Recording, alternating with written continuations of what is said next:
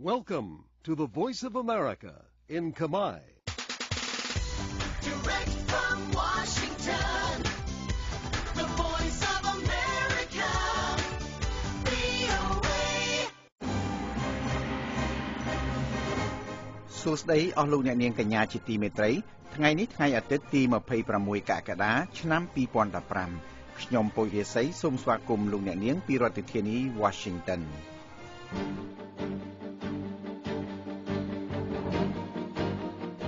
លំដាប់តទៅនេះលោកជឹងពូចិនសូមជូនដើមរឿងនៃព័ត៌មានសំខាន់ៗនៅយុគនេះលោកប្រធានាធិបតីសហរដ្ឋអាមេរិកបារ៉ាក់អូបាម៉ាមានប្រសាសន៍ថាសហរដ្ឋអាមេរិកនិងប្រទេសកេនយ៉ារួបរวมគ្នាប្រឆាំងភេរវកម្មនឹងក្រុមអាល់សាបាបជនចំណាក់ស្រុកប្រហែល800នាក់ត្រូវបានជួយសង្គ្រោះនៅសមុទ្រមីឌីតេរ៉ាណេប្រទេសទូនីស៊ីអនុម័តច្បាប់ប្រឆាំងភេរវកម្មបន្ទាប់ពីការវាយប្រហាររបស់ក្រុមរដ្ឋអ៊ីស្លាម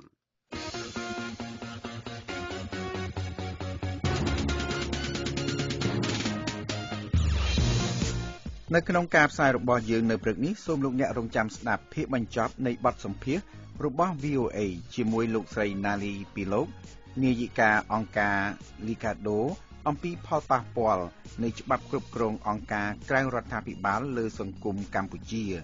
បន្ទាប់ពីបទសម្ភាសន៍នោះយើងខ្ញុំនឹងជូនសេចក្តីរាយការណ៍ពីរទៀតមួយស្ដីពីរូបថតនៃភព Pluto អាចជួយអ្នកវិទ្យាសាស្ត្រសិក្សាអំពីកំណើតប្រព័ន្ធព្រះអាទិត្យហើយនឹងមួយទៀតស្ដីពីវិធានការចាំបាច់មួយចំនួនដែលពិភពលោកត្រូវធ្វើមុននឹងកិច្ចព្រមព្រៀងបរមាណូអ៊ីរ៉ង់អាចចូលជាធរមានបានសូមលោកអ្នករងចាំស្ដាប់របាយការណ៍ទាំង3នេះក្រោយព័ត៌មានអន្តរជាតិដែលលោកជឹងពូចិនសូមជូនជាបន្តទៅនេះសូមជើញលោកពូចិនអរគុណលោកប្រធានាធិបតីសហរដ្ឋអាមេរិកបារ៉ាក់អូបាម៉ាបានមានប្រសាសន៍ថាសហរដ្ឋអាមេរិកនិងប្រទេសកេនយ៉ាត្រូវរួបរวมគ្នាប្រឆាំងការគំរាមកំហែងរបស់ភេរវជនថ្លែងនៅក្នុងរដ្ឋធានី Nairobi កាលពីថ្ងៃសៅរ៍នៅសន្និសីទកាសែតរួមគ្នាជាមួយប្រធានាធិបតីអូហ៊ូរូកេនីយ៉ាតានៃប្រទេសកេនយ៉ាលោកអូបាម៉ាបានមានប្រសាសន៍ថាមានការសម្របសម្រួលប្រឆាំងភេរវកម្មប្រកបដោយប្រសិទ្ធភាពរវាងសហរដ្ឋអាមេរិកនិងកេនយ៉ានៅក្នុងការដោះស្រាយក្រុមជនសកម្មប្រយុទ្ធអាសាបាបសូម៉ាលីលោកប្រធានាធិបតីក៏បានថ្លែងអំណរគុណដល់ប្រទេសកេនយ៉ាចំពោះការទទួលយកជនភៀសខ្លួនរាប់សែននាក់ដែលគ្មានទីកន្លែងរស់នៅដោយសារជម្លោះនៅក្នុងប្រទេសសូម៉ាលីលោកប្រធានាធិបតីអូបាម៉ាមានប្រសាសន៍បន្តទៀតថាសហរដ្ឋអាមេរិកកំពុងធ្វើការងារជាមួយកេនយ៉ាដើម្បីប្រឈមការគំរាមកំហែងដ៏ភាពរុងរឿងហើយលោកប្រធានាធិបតីបានសរសើរប្រជាពលរដ្ឋកេនយ៉ាចំពោះការតាំងចិត្តកម្ចាត់អំពើពុករលួយលោកប្រធានាធិបតីមានប្រសាសន៍បន្តទៀតថាទាំងពួកមន្ត្រីថ្នាក់ទាបនិងថ្នាក់ខ្ពស់ចាំបាច់បញ្ឈប់ការសោះស្វែងទទួលសំណូកដែលលោកប្រធានាធិបតីមានប្រសាសន៍ថាបានបង្អាក់ប្រជាពលរដ្ឋមិនឲ្យចាប់ផ្ដើមពាណិជ្ជកម្មថ្មីលោកប្រធានាធិបតីអូបាម៉ាក៏បានពិភាក្សាពីការបរបាញ់សត្វដំរីហើយលោកប្រធានាធិបតីមានប្រសាសន៍ថារដ្ឋបាលរបស់លោកនឹងស្នើច្បាប់ថ្មីដើម្បីហាមឃាត់ការលក់ភ្លុកដំរីនៅគ្រប់រដ្ឋទាំងអស់នៅក្នុងសហរដ្ឋអាមេរិកនៅពេលដែលគេសួរលោកប្រធានាធិបតីអូបាម៉ាអំពីសិទ្ធិមនុស្សស្រឡាញ់ភេទដូចគ្នានៅក្នុងប្រទេសកេនយ៉ាលោកប្រធានាធិបតីនិយាយថាលោកជឿជាក់ថារដ្ឋមិនគួររើសអើងប្រឆាំងពលរដ្ឋដែលស្រឡាញ់ភេទដូចគ្នានោះទេ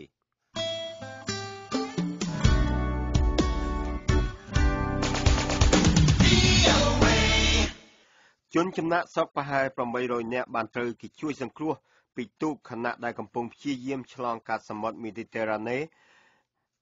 បានទៅដល់កំពង់ផែ Palermo នៃកោះ Sicily ប្រទេសអ៊ីតាលីហើយជនចំណាក់ស្រុកភាគច្រើនមកពីប្រទេសស៊ូដង់អ៊ីរីត្រេនិងប្រទេសសេរីបានត្រូវគេយកទៅកាន់កំពង់ផែកាលពីថ្ងៃសៅរ៍ដោយដឹកទៅតាមកប៉ាល់ Siem Pilot របស់ប្រទេសបែលហ្សិកដែលកំពុងចូលរួមនៅក្នុងការខំប្រឹងប្រែងជួយសង្គ្រោះរបស់សហភាពអឺរ៉ុបនៅក្នុងសមុទ្រមីឌីតេរ៉ាណេស្ត្រីនិងកូនក្មេងជាច្រើនស្ថិតនៅក្នុងចំណោមជនចំណាក់ស្រុកដែលត្រូវបានគេផ្ដល់ឲ្យនៅអាហារសម្រន់និងទឹកបរិភោគនៅពេលដែលពួកគេតម្រង់ជួរដើម្បីទទួលអត្តសញ្ញាណប័ណ្ណហើយនឹងការពិនិត្យសុខភាពនៅឯកំពង់ផែក្រុមមួយទៀតបានត្រូវគេដឹកតាមនាវាយាមល្បាតលើនីមៀរបស់ប្រទេសអ៊ីឡង់ទៅកាន់ទីក្រុង Pozzallo នៅលើកោះ Siciliana ភាគអាគ្នេយ៍ ការមកដល់របស់ជនចំណាក់ស្រុកនៅពេលថ្មីនេះកើតមានឡើងទើបតែប្រមាណថ្ងៃបន្ទាប់ពីជនចំណាក់ស្រុកអាហ្វ្រិក40នាក់បានទៅជារាយការណ៍ថាបានលង់ទឹកនៅឯសមុទ្របន្ទាប់ពីទូកប្រើខ្យល់បានលិចនៅជិតឆ្នេរសមុទ្រប្រទេសលីប៊ីកាលពីថ្ងៃប្រហ័សទីភ្នាក់ងារទទួលបន្ទុកជនភៀសខ្លួនរបស់អង្គការសហប្រជាជាតិបានប្រាប់ឲ្យដឹងថាមនុស្សស្លាប់ទាំងអស់មកពីតំបន់ភាគខាងត្បូងនៃវាលខ្សាច់សាហារ៉ានៃទ្វីបអាហ្វ្រិកដូចជាប្រទេសសេនេហ្គាល់ម៉ាលីហើយនិងប្រទេសបេនីនសភាប្រទេសទូនីស៊ីបានបោះឆ្នោតដ៏ច្រើនលើសលប់កាលពីថ្ងៃសៅរ៍ដើម្បីអនុម័តច្បាប់ថ្មីប្រឆាំងភេរវកម្មបន្ទាប់ពីការវាយប្រហារដល់បល្ល័យ2ទៅលើពួកទេសចរក៏ប៉ុន្តែពួកអ្នករិះគន់ភ័យខ្លាចថាច្បាប់ថ្មីអាចធ្វើឲ្យគ្រោះថ្នាក់ដល់សេរីភាពរបស់ប្រទេសនៅតំបន់អាហ្វ្រិកខាងជើងនោះកាលពីខែមុនខ្មាន់កាំភ្លើងបានសម្លាប់ទេសចរ38នាក់ភាគច្រើនជាជនជាតិអង់គ្លេសនៅក្នុងទីក្រុងស៊ូសដែលជាទីក្រុងក្បែរសមុទ្ររបស់ប្រទេសឥណ្ឌូនេស៊ីនៅខែមិនិនាខ្មាន់កាំភ្លើង2នាក់បានបាញ់សម្លាប់ទេសចរបរទេស21នាក់ហើយនិងប៉ូលីសម្នាក់នៅឯសារមន្ទីរបាដូនៅក្នុងទីក្រុងទូនីសក៏ប៉ុន្តែក្រុមជីហាតរដ្ឋអ៊ីស្លាមបានប្រកាសអះអាងទទួលខុសត្រូវចំពោះការវាយប្រហារទាំងពីរលើកនេះសមាជិកសភាបានអនុម័តសេចក្តីព្រាងច្បាប់ដោយ140សម្លេងទល់នឹង0ដែលមានការបោះឆ្នោតអនុប្រមាណចំនួន10សម្លេងកាលពីព្រឹកថ្ងៃសៅរ៍បន្ទាប់ពីការជជែកដេញដោលអស់រយៈពេល3ថ្ងៃនៅក្នុងអ្វីដែលលោក Mohamed El-Nasser ប្រធានរដ្ឋសភាបានហៅថាជាការខំប្រឹងប្រែងដ៏ខ្លាំងដើម្បីធ្វើឲ្យប្រទេសនៅតំបន់អាហ្វ្រិកខាងជើងនេះមានសុវត្ថិភាពកាន់តែខ្លាំងឡើង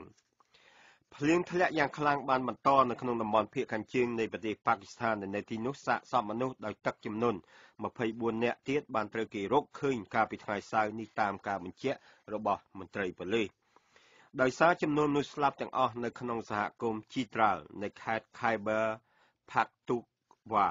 ចំនួនមនុស្សស្លាប់ទាំងអស់ទូទាំងប្រទេសជាតិបានឡើងដល់42នាក់ហើយចាប់តាំងពីទឹកជំនន់ដែលបណ្ដាលមកពីរដូវមូសុងដែលបានចាប់ផ្ដើមកាលពីថ្ងៃអាទិត្យនៅក្នុងផ្នែកមួយចំនួននៃប្រទេសប៉ាគីស្ថានមកអាកាសធាតុដ៏អាក្រក់បានបំផ្លាញផ្ទះសម្បែងផ្លូវថ្នល់និងស្ពានដែលបានធ្វើឲ្យមនុស្សរងផលប៉ះពាល់យ៉ាងហោចណាស់ក៏ 250,000 នាក់ដែរនៅទូទាំងប្រទេសមនុស្ស12នាក់ទៀតបានស្លាប់ដោយសារទឹកជំនន់នៅក្នុងខេត្តភុនចាបភាគខាងកើតហើយនិងខេត្តបាឡូជីស្តង់ភាគនិរតីនៃប្រទេសប៉ាគីស្ថាន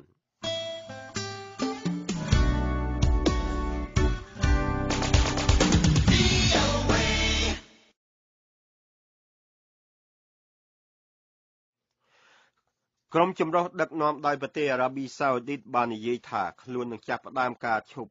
បាញ់ប្រហារដើម្បីមនុស្សធម៌រយៈពេល5ថ្ងៃនៅក្នុងប្រទេសយេម៉ែនដែលត្រូវបានចូលជាធរមានភ្លាមមុនពាក់កណ្ដាលយប់ថ្ងៃអាទិត្យការផ្អាកកិច្ចប្រតិបត្តិការយោធាបានកើតមានឡើងទៅតាមសំណើរបស់លោក Rabu Mansour ប្រធានាធិបតីយេម៉ែននិរទេសខ្លួននេះតាមសេចក្តីថ្លែងការណ៍របស់បណ្ដាញព័ត៌មានរដ្ឋអារ៉ាប៊ីសាអូឌីតកាលពីថ្ងៃសៅរ៍ប្រធានាធិបតីហាឌីដែលបានរួចកិច្ចខ្លួនទៅកាន់រាជធានីរីយ៉ាតនៅដើមឆ្នាំនេះបានផ្ញើលិខិតមួយច្បាប់ទៅកាន់ព្រះមហាក្សត្រសាម៉ែននៃប្រទេសអារ៉ាប៊ីសាអូឌីតកាលពីថ្ងៃសុក្រដោយសូមឲ្យផ្អាកការវាយប្រហារដើម្បីអនុញ្ញាតឲ្យធ្វើការផ្គត់ផ្គង់ជំនួយមនុស្សធម៌គ្រឿងបរិក្ខារពេទ្យដល់ប្រទេសដែលហែកហួរដោយសារសង្គ្រាមនេះរដ្ឋាភិបាលនៃប្រទេសអាហ្គានីស្ថាននិងពួកមន្ត្រីតាលីបាននឹងជួបគ្នាម្ដងទៀតនៅក្នុងប្រទេសប៉ាគីស្ថាននៅសប្តាហ៍ក្រោយដើម្បីធ្វើការចរចាសន្តិភាពលើកទី2នៅក្នុងការស្វាស្វែងដើម្បីបញ្ចប់ជម្លោះដល់បល្ល័យនៅក្នុងប្រទេសដែលហែកហួរដោយសារសង្គ្រាមនេះតាមមន្ត្រីប៉ាគីស្ថានកំពូលម្នាក់ដែលបានប្រាប់ VOA ដោយមិនបញ្ចេញឈ្មោះលោកបានធ្វើការឆ្លើយតបទៅនឹងការពោលអះអាងកាលពីថ្ងៃសុក្រដោយពួកមន្ត្រីនិងសមាជិកដែលមិនប្រាប់ឈ្មោះរបស់ក្រុមប្រឹក្សាជាន់ខ្ពស់សន្តិភាពអាហ្គានីស្ថានថាការចរចានឹងត្រូវធ្វើឡើងនៅថ្ងៃទី30ខែកក្កដានៅក្នុងទីក្រុងអ៊ូរ៉ុមគីប្រទេសចិនភាគពីរយប់នោះមន្ត្រីប៉ាគីស្ថានរូបនេះបានចានចោលការអះអាងទៅនោះហើយបាននិយាយថាការចរចានឹងត្រូវធ្វើឡើងនៅក្នុងប្រទេសប៉ាគីស្ថាននៅថ្ងៃទី31ខែកក្កដា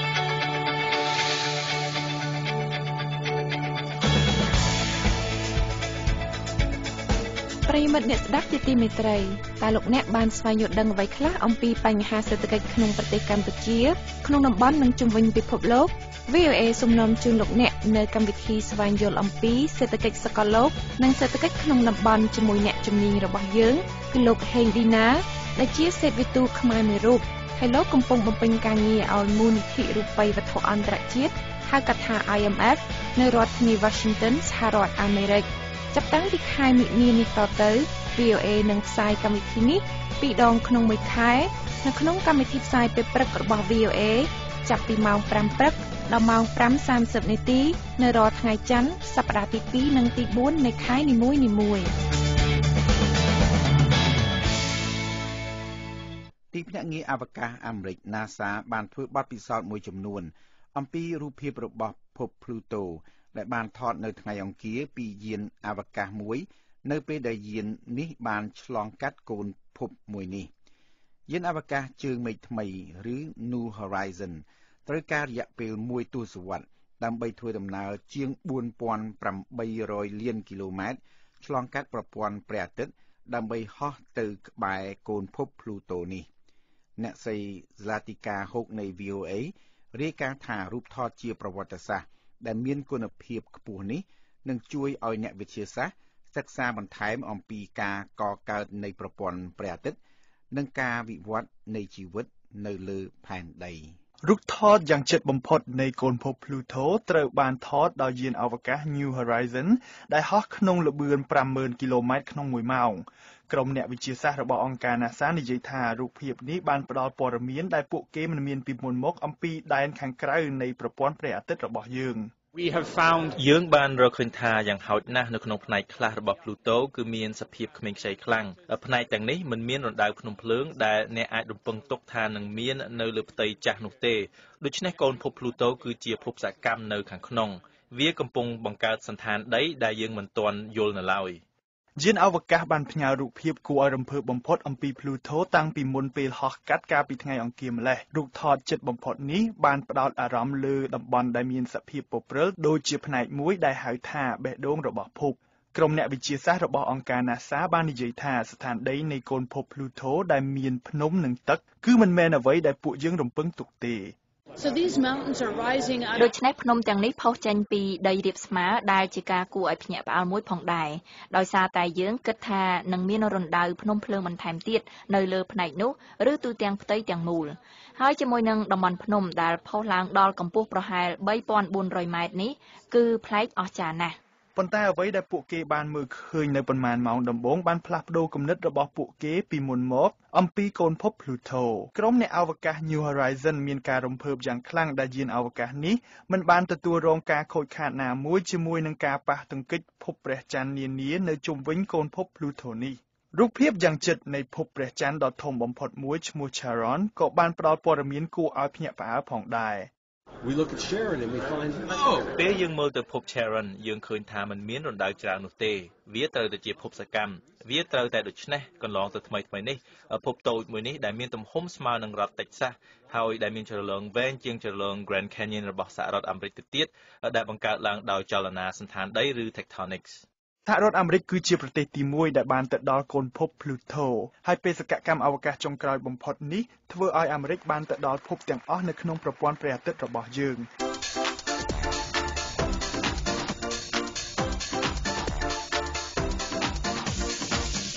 ប្រិមិត្ត VOA ជាទីមេត្រីតើលោកអ្នកចង់ដឹងពីប្រធានបទអ្វីខ្លះ VOA បានបង្កើតទំព័របទសម្ភាសន៍ដែលលោកអ្នកអាចស្ដាប់ការពិភាក្សានិងការបកស្រាយរបស់អ្នកជំនាញលើប្រធានបទផ្សេងៗដូចជាកសិកម្ម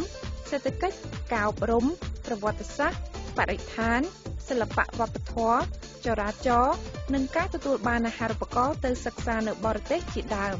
ដើម្បីស្ដាប់បទសម្ភាសន៍ទាំងនេះសូមចូលទៅកាន់គេហទំព័រ khmer.voanews.com រួចរកមើលពាក្យបទសម្ភាសន៍នៅផ្នែកខាងក្រោមបំផុតនៃគេហទំព័រនេះ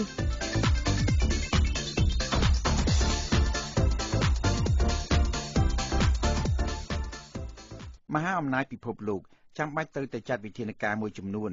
ដើម្បីសម្រេចនៅអ្វីដែលបានចែងនៅក្នុងកិច្ចព្រមព្រៀងនុយក្លេអ៊ែរប្រទេសអ៊ីរ៉ង់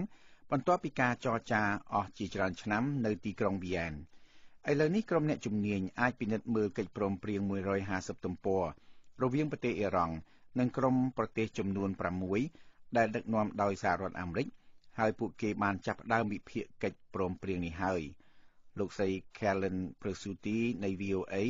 ពិនិត្យមើលនៅអ្វីដែលត្រូវកើតមានឡើងជាសកលដើម្បីធ្វើឲ្យកិច្ចព្រមព្រៀងនេះចូលជាធរមានលោកមានអេសារ៉ាយុសសូមជូនសេចក្តីប្រែសម្រួលក្រោយពីការចរចាអស់18ថ្ងៃកិច្ចព្រមព្រៀងជាប្រវត្តិសាស្ត្ររវាងប្រទេសទាំង6និងប្រទេសអេរ៉ង់បានចេញជារូបរាងឯតាមដងផ្លូវនៃទីក្រុងតេរ៉ង់វិញនេះជាអ្វីដែលត្រូវតែកើតឡើងបន្ទាប់មកសភាអាមេរិកមាន60ថ្ងៃដើម្បីអនុម័តកិច្ចព្រមព្រៀងនេះគណៈបក្សសាធារណរដ្ឋមិនយល់ព្រមទេThe deal empowers Iran កិច្ចព្រមព្រៀងនេះផ្ដល់អំណាចឲ្យអ៊ីរ៉ង់ធ្វើឲ្យពិភពលោកមានសុវត្ថិភាពតិចដោយសារការត្រួសត្រាយផ្លូវឲ្យអ៊ីរ៉ង់បង្កើតក្របបែកសមាជិកគណៈបកប្រជាធិបតេយ្យមួយចំនួនក៏បានជំទាស់ដែរក៏ប៉ុន្តែលោកប្រធានាធិបតីបានច្រានចោលសេចក្តីព្រាងច្បាប់ណាដែលច្រានចោលកិច្ចព្រមព្រៀងរបស់សភានៅអ៊ីរ៉ង់ក៏ស្រដៀងគ្នាដែរ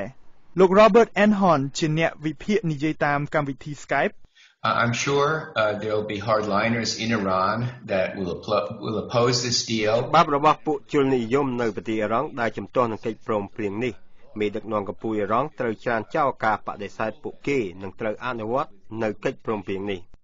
ការដាក់ទណ្ឌកម្មគឺដើម្បីទប់ស្កាត់សមត្ថភាពនុយក្លេអ៊ែររបស់អ៊ីរ៉ង់បានធ្វើឲ្យសេដ្ឋកិច្ចអ៊ីរ៉ង់ជាប់គាំងដោយកាត់បន្ថយការនាំចេញប្រេងពាក់កណ្ដាលប៉ុន្តែក្រោយកិច្ចព្រមព្រៀងនុយក្លេអ៊ែរអ្នកការទូតនៅក្នុងអង្គការសហប្រជាជាតិកំពុងពិនិត្យមើលកិច្ចព្រមព្រៀងដើម្បីលើកទណ្ឌកម្មនេះសប្តាហ៍ក្រោយក្រុមប្រឹក្សាសន្តិសុខនឹងបោះឆ្នោតលើកិច្ចព្រមព្រៀងនេះប្រសិនបើអ៊ីរ៉ង់បំពានលើលក្ខខណ្ឌកិច្ចព្រមព្រៀងនេះទណ្ឌកម្មត្រឡប់មកវិញសម្រាប់ប្រទេសអ៊ីរ៉ង់ប៉ុន្តែបើអ៊ីរ៉ង់គោរពតាមមហាអំណាចពិភពលោកទាំង6ដែលមានវត្តមាននៅក្នុងទីក្រុងវីយ៉ែននិងលុបចោលទណ្ឌកម្មផ្សេងទៀតI think EU will quickly agree to do sanctions ខ្ញុំគិតថាសហភាពអឺរ៉ុបនឹងយល់ព្រមយ៉ាងរហ័សក្នុងការបន្ធូរបន្ថយទណ្ឌកម្មនិងលោកប្រធានាធិបតីអាចលុបចោលទណ្ឌកម្មមួយរយៈតែកិច្ចព្រមព្រៀងនេះស្មុគស្មាញណាស់ការអនុវត្តនឹងមានការលំបាកសម្រាប់ភាគីទាំងអស់បំរាមទិញអាវុធបន្ត5ឆ្នាំទៀតហើយបំរាមកំជ្រួចមីស៊ីលបន្ត8ឆ្នាំទៀតតែអាចបញ្ចប់មុនពេលកំណត់ប្រសិនបើលក្ខខណ្ឌមួយចំនួនត្រូវបានបំពេញ So by time this agreement expires ដូច្នេះពេលដែលកិច្ចព្រមព្រៀងនេះផុតកំណត់លែងមានការរឹតបន្តឹងណាមួយលើអ៊ីរ៉ង់ទៀតហើយដូច្នេះសម្រាប់អ៊ីរ៉ង់នេះជាកិច្ចព្រមព្រៀងដ៏ល្អសមត្ថភាពរបស់អ៊ីរ៉ង់ដើម្បីរក្សាទុកនិងទទួលបានអ៊ុយរ៉ាញ៉ូមនេះនឹងត្រូវបានកាត់បន្ថយយ៉ាងខ្លាំងទន្ទឹមនឹងនេះការត្រួតពិនិត្យរោងចក្រនុយក្លេអ៊ែររបស់អ៊ីរ៉ង់ត្រូវបានរំពឹងថានឹងកើនឡើងក្នុងរយៈពេលប្រមាណខែចុងក្រោយពីរដ្ឋធានី Washington ខ្ញុំមានអេសារ៉ាយុស VOA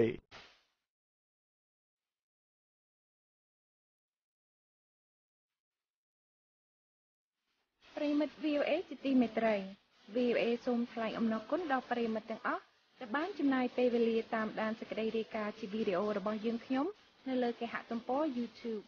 VOA មានសេចក្តីរីករាយនឹងជម្រាបថាមកដល់ត្រឹមថ្ងៃទី13ខែឧសភាឆ្នាំ2015នេះមានការចូលទស្សនាដល់ទៅ20លានដងសូមកុំភ្លេចចូលទៅកាន់គេហទំព័រ youtube.com/VOA Khmer Service ហើយចុចពាក្យ Subscribe ដើម្បីទទួលបានព័ត៌មានថ្មីៗអំពីសេចក្តីរាយការណ៍ជាវីដេអូរបស់ VOA នៅលើគេហទំព័រ YouTube របស់ VOA នេះមានសេចក្តីរាយការណ៍ជាវីដេអូអំពីការអប់រំសេដ្ឋកិច្ចសុខាភិបាលនយោបាយបរិស្ថាននិងវប្បធម៌នៃប្រទេសកម្ពុជានិងអំពីព្រឹត្តិការណ៍និងព័ត៌មានថ្មីៗជុំវិញពិភពលោកជាពិសេស VOA ក៏មានកម្មវិធីរៀនភាសាអង់គ្លេសជាវីដេអូផងដែរលោកអ្នកអាចមើលសេចក្តីរាយការណ៍ជាវីដេអូរបស់ VOA បាននៅលើគេហទំព័រ YouTube នេះតាមអ៊ីនធឺណិតពេលណាក៏បាននៅទីកន្លែងណាក៏បានសូមចូលទៅកាន់ youtube.com/VOA Khmer Service សូមអរគុណ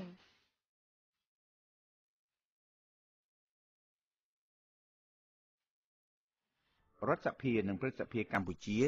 ដឹកនាំដោយគណៈបកប្រជាជនកម្ពុជាបានអនុម័តសេចក្តីព្រាងច្បាប់ស្តីអំពីសមាគមនិងអង្គការក្រៅរដ្ឋាភិបាលដ៏ជំរុងចម្រាស់នៅខែកក្កដានេះទោះជាមានការប្រឆាំងតវ៉ាពីអង្គការនិងសង្គមស៊ីវិលជាច្រើនក៏ដោយនៅក្នុងបទសម្ភាសន៍តាមទូរស័ព្ទជាមួយលោកសឹងសុផាតនៃ VOA មុនការបោះឆ្នោតរបស់ព្រឹទ្ធសភាសកម្មជនសិទ្ធិមនុស្សសំខាន់ម្នាក់គឺលោកស្រីណាលីពីលោកនាយិកាអង្គការសិទ្ធិមនុស្សលីកាដូបានសម្ដែងនៅការព្រួយបារម្ភអំពីច្បាប់នេះដោយបានរៀបរាប់អំពីផលប៉ះពាល់នៃច្បាប់នេះទៅលើសង្គមកម្ពុជាយើងខ្ញុំសូមជូនភាគទី3ដែលជាភាគបញ្ចប់នៃបទសម្ភាសន៍នេះដូចតទៅ So part of the questions I've been asking you is also to to find out អ្វីដែលខ្ញុំចង់សួរអ្នកស្រីដែរនោះគឺដើម្បីចង់ដឹងថាពលរដ្ឋខ្មែរខ្លួនឯងអាចធ្វើអ្វីបានទាក់ទងទៅនឹងបញ្ហានេះបាទនាពេលកន្លងមកខ្ញុំគិតថាកម្ពុជាបានពឹងផ្អែកយ៉ាងច្រើនទៅលើម្ចាស់ជំនួយប្រទេសលោកខាងលិចដើម្បីដាក់សម្ពាធទៅលើរដ្ឋាភិបាលប៉ុន្តែបន្ទាប់ពីការបោះឆ្នោតនៅក្នុងឆ្នាំ2013ទិដ្ឋភាពនយោបាយបានផ្លាស់ប្ដូរលោកស្រីបានលើកឡើងអំពីយុវជននិងបច្ចេកវិទ្យាដែលក្រមយុវជនមានចំនួនដល់ទៅ 70% នៃចំនួនប្រជាជនសរុបហើយពួកយើងសង្កេតឃើញថាមានការផ្លាស់ប្ដូរយ៉ាងធំកាលពីការបោះឆ្នោតអាណត្តិមុនចំពោះច្បាប់អង្គការនេះខ្ញុំសង្កេតឃើញថាពួកគេបានចូលរួមខ្លះដែរប៉ុន្តែលោកស្រីនិយាយថាច្បាប់នេះនឹងប៉ះពាល់ដល់ការចូលរួមរបស់ចំនួនយុវជនក្រោយនេះការបង្កើតសមាគមរបស់ពួកគេរហូតមកដល់ពេលនេះតើលោកស្រីមានការពេញចិត្តទៅនឹងរបៀបដែលយុវជនចំនួនក្រោយនេះបានបញ្ចេញមតិអំពីការព្រួយបារម្ភទាក់ទងនឹងច្បាប់នេះដែរឬទេហើយលោកស្រីគិតថាតើពួកគេអាចធ្វើអ្វីបន្ថែមពីព្រោះតែច្បាប់នេះនឹងមានឥទ្ធិពលច្រើនទៅលើចំនួនរបស់ពួកគេI agree with you that it's sad, but this is really going to ខ្ញុំយល់ស្របជាមួយលោកក៏ប៉ុន្តែវាជាការគួរឲ្យសោកស្ដាយមួយពីព្រោះវានឹងធ្វើឲ្យប៉ះពាល់ដល់យុវជននិងការចូលរួមរបស់ពួកគេដោយដែលអ្នកទាំងអស់គ្នាបានដឹងហើយថាយុវជននៅទូទាំងពិភពលោកគឺមានសុទិដ្ឋិនិយមហើយចង់បានអ្វីគ្រប់យ៉ាងច្រើនជាងចំនួនរបស់ឪពុកម្ដាយរបស់ពួកគេប្រជាពលរដ្ឋកម្ពុជាបានដឹងថាទាំងអស់នោះគឺជាសិទ្ធិ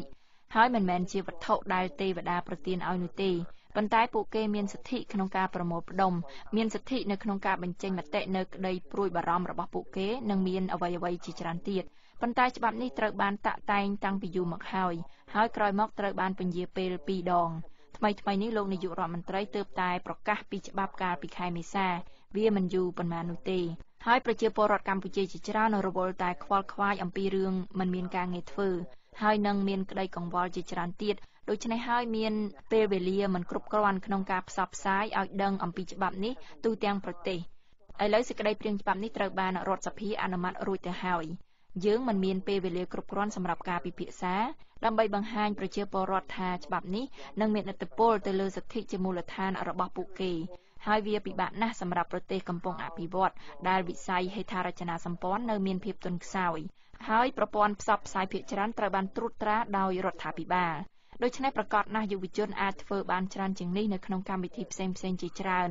សូម្បីតែជាលក្ខណៈបុគ្គលពីព្រោះតែបរិយាកាសនេះវាមានការពិបាកវាមានពេលតិចតួចវាមានការលាក់លៀមវាមានការផ្ដល់ព័ត៌មានមិនពិតដូច្នេះវាពិតជាមានការលំបាកសម្រាប់ពេលបច្ចុប្បន្ននេះលោកនាយករដ្ឋមន្ត្រីទើបតែបានប្រកាសច្បាប់នេះជាលើកដំបូងកាលពីខែមេសាហើយឥឡូវរដ្ឋសភាបានអនុម័តលើសេចក្តីព្រាងច្បាប់រួចទៅហើយកាលពីថ្ងៃច័ន្ទហើយរដ្ឋាភិបាលមិនដែលបញ្ចេញសេចក្តីព្រាងច្បាប់នេះជាសាធារណៈនោះទេមានសេចក្តីព្រាងច្បាប់ចម្លងមួយត្រូវបានចែកចាយនៅលើបណ្ដាញសង្គម Facebook ហើយនោះហើយជាកម្រិតនៃការបើកចំហរបស់រដ្ឋាភិបាលទាក់ទងនឹងច្បាប់មួយនេះ Because of time I wanted to ask you one last question if you have a message to ដោយសារពេលវេលាមានកំណត់ខ្ញុំមានសំណួរជាចុងក្រោយមួយតើលោកស្រីមានសារអ្វីជាពិសេសទៅកាន់យុវជនចំនួនក្រោយដែលអាចមានចំនួនលើសរហូតដល់ទៅ 70% នៃប្រជាជនកម្ពុជាសរុបតើពួកគេអាចធ្វើអ្វីបានហើយតើពួកគេគួរគិតយ៉ាងណាអំពីសារៈសំខាន់នៃសង្គមស៊ីវិលនិងអង្គការមិនមែនរដ្ឋាភិបាលដែលមានមូលដ្ឋាននៅក្នុងប្រទេសកម្ពុជា This law is fundamentalច្បាប់នេះនឹងកែប្រែទាំងស្រុងនៅលទ្ធភាពដែលប្រជាពលរដ្ឋអាចប្រមូលផ្ដុំគ្នានិងពិភាក្សាគ្នាអំពីបញ្ហាទូទៅអ្នកដឹងទេថាវាមិនគ្រាន់តែជារឿងអំពីសិទ្ធិមនុស្សនោះទេជួនកាលវាអាចតាក់ទងនឹងក្រុមបាល់ទាត់ក្រុមយូហ្គាជាដើមប៉ុន្តែច្បាប់នេះគឺប៉ះពាល់មនុស្សគ្រប់គ្នាសូម្បីតែពាណិជ្ជកម្មក៏ប៉ះពាល់ដែរមានសមាគមពាណិជ្ជកម្មជាច្រើនសារទៅកាន់យុវជនគឺច្បាប់នេះនឹងត្រូវបោះឆ្នោតអនុម័តដោយព្រឹទ្ធសភាក្នុងពេលឆាប់ៗនេះហើយនឹងបញ្ជូនទៅកាន់ក្រុមប្រឹក្សារដ្ឋធម្មនុញ្ញបន្ទាប់មកនឹងបញ្ជូនទៅកាន់ព្រះមហាក្សត្រដូច្នេះសូមអ្នកទាំងអស់គ្នាជាយុវជនប្រើប្រាស់បណ្ដាញផ្សព្វផ្សាយសង្គម Facebook និងសរសេរទៅកាន់សមាជិកព្រឹទ្ធសភាទាំងអស់និងនិយាយថាទេចំពោះការអនុម័តច្បាប់នេះកម្ពុជាចង់ឈានទៅមុខនៅពេលអនាគតសេដ្ឋកិច្ចសកលលោកគឺមានភាពស្មុគស្មាញយើងត្រូវតែមានលក្ខណៈប្រកួតប្រជែងដូច្នេះវាមានន័យថាយើងត្រូវមានលទ្ធភាពអាចបញ្ចេញមតិអំពីការព្រួយបារម្ភរបស់ពួកយើងត្រូវការបន្តប្រើប្រាស់បច្ចេកវិទ្យាយើងត្រូវការបន្តការជជែកពិភាក្សាគ្នាយើងត្រូវការទីផ្សារសេរីហើយដោយសារអញ្ចឹងហើយយើងត្រូវការលទ្ធិប្រជាធិបតេយ្យយើងមិនអាចត្រឡប់ទៅកាន់របបខ្មៅងងឹតឬភាពស្ងាត់ស្ងៀមនោះទេវាគឺជាផ្នែកមួយនៃប្រវត្តិសាស្ត្រកម្ពុជាប៉ុន្តែយើងមិនអាចដើរថយក្រោយនោះទេ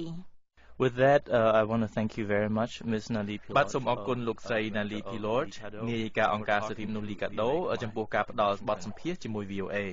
All right. Thank you. ចាសូមអរគុណសូមជម្រាបលា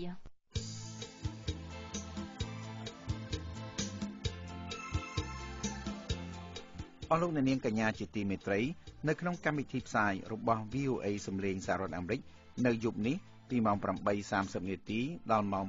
9:30 នាទីសូមលោកអ្នករងចាំស្ដាប់សេចក្តីរាយការណ៍ផ្សេងៗពីប្រទេសកម្ពុជានិងពីជុំវិញពិភពលោក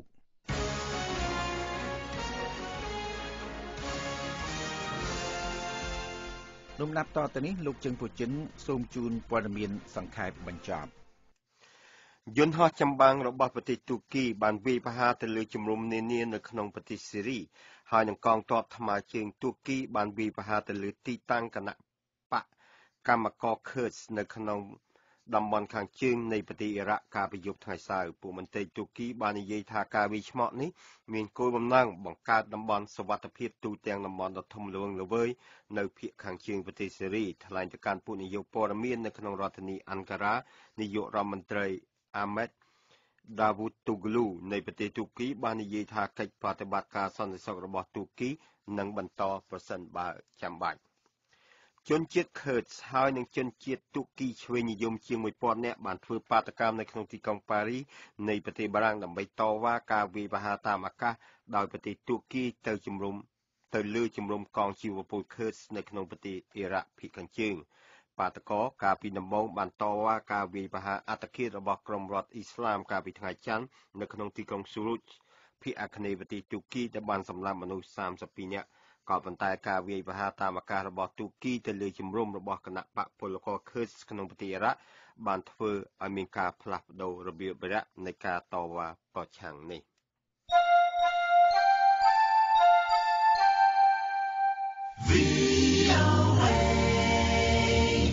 ការរំជួយផែនដីដែលមានកម្លាំង4កណ្ដកសញ្ញា2បានធ្វើឲ្យរង្គើតំបន់ភាគខាងត្បូងនៃរដ្ឋ California សហរដ្ឋអាមេរិកក៏ប៉ុន្តែគ្មានសេចក្តីរាយការណ៍ពីការខូចខាតឬក៏មនុស្សរងរបួសទេ